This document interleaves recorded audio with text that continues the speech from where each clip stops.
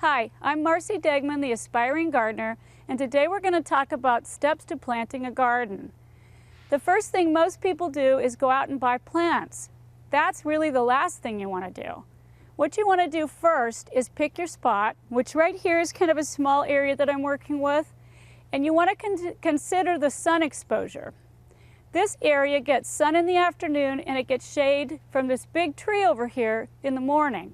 So I want to pick plants that are going to like those conditions. So that's the first thing I need to think about.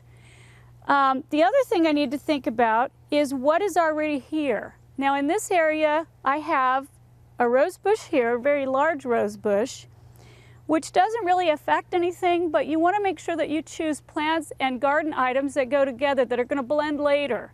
So you want to look at what plant materials you already have, the style of the home. This is kind of a natural setting that I have, so everything that I do, I think about what's outside of the garden I'm planting. So you want to pay attention to the plants, to the sun exposure, shade, and the next thing you want to do is you want to check the soil. Now here, you can kind of see by digging down that it's not too bad.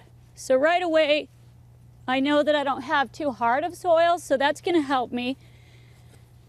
But even then, you still want to add good amendments to your soil. So before you ever go to the nursery, before you put a single thing in your garden, you're going to check your soil, see what it needs, amend the soil, check the sun and the shade exposure, look at the plants around it, and then pick your plants and bring them home. And that's steps to planting a garden.